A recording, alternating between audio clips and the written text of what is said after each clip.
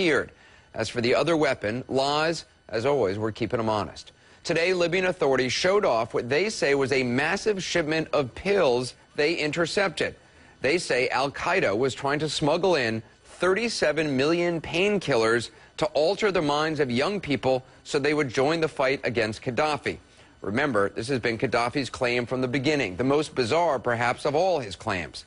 I asked a top government Gaddafi spokesman about that claim on the program last night, and as you'll notice, he's clearly not interested in answering specific questions about this pill-popping theory. The claim I find hardest to understand is this claim that Libya's youth are being given hallucinatory pills and then brainwashed to attack. Again, Gaddafi said it was Americans doing this first. Now he says it's bin Laden. What drugs are being used? Specifically, what hallucinatory pills?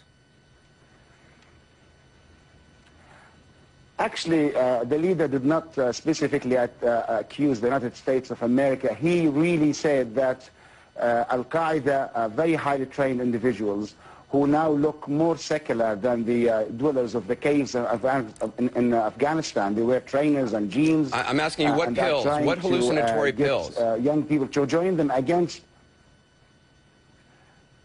We did indeed capture young people using those pills to... What pills? No, I'm asking. I mean, are you talking about methamphetamine? Are you talking about ecstasy? Are you talking about LSD? Are you talking... what are you talking about?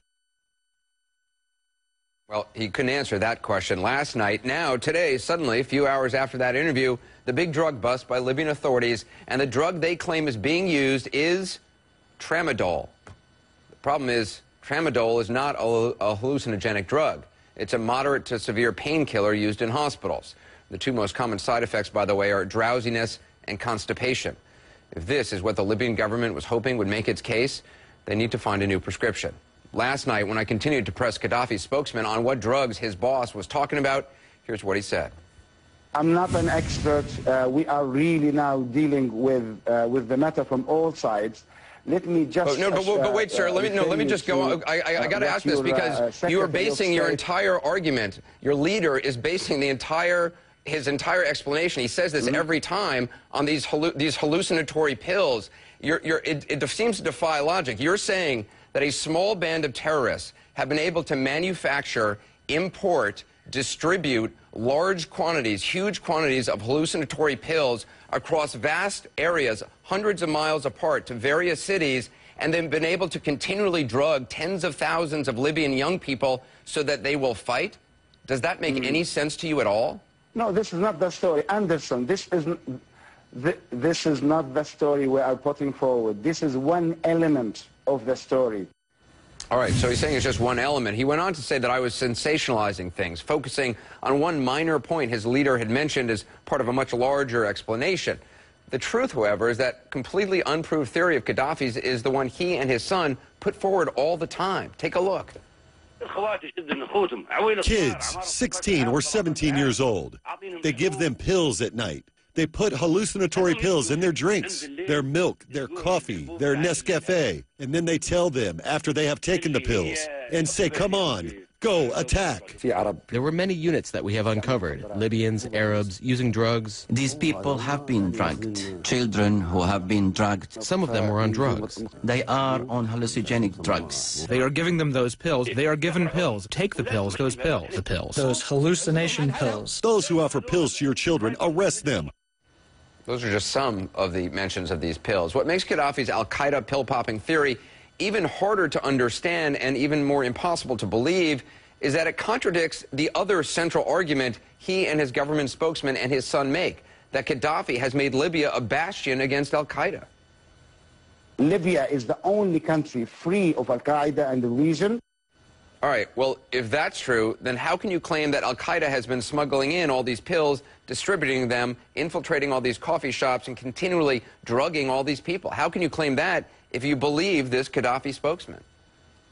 Libya is the only country free of al-Qaeda in the region. So, to sum up, Gaddafi and his son and his spokesman want you to believe that al-Qaeda, which does not exist in Libya, is maintaining a major drug smuggling operation and at the same time recruiting and running a massive army of unknowing, stoned kids who are killing troops and policemen while rampaging and tripping on pills that don't actually make you trip or rampage. If that's not a logic-defying lie, I don't know what is. The Libyan leader and his spokesman also continue to claim the government doesn't target civilians. Pictures show otherwise. This is video from last Friday in Tripoli, people leaving a mosque unarmed, heading to join other protesters and being fired upon.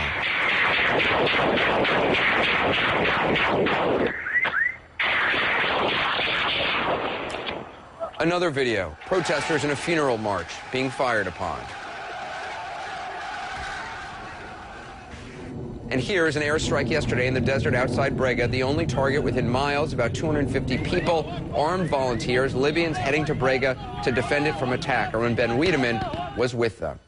We're outside the town of Brega where this ongoing battle is happening, and we watched this Libyan Air Force plane flew overhead. Now I can tell you exactly what the target was. It was us.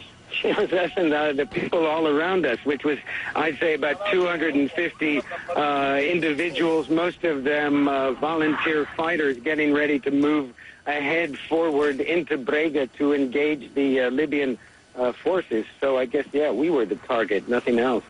Again, some of the people were armed and belonged to anti-government forces. The government claims they are al-Qaeda operatives and that they're only targeting ammunition dumps. There were no ammunition dumps where that bomb fell, only people. And Ben Wiedemann says there may have been hardcore Islamists in the mix in Benghazi, but the vast majority are Libyan civilians, untrained and poorly equipped.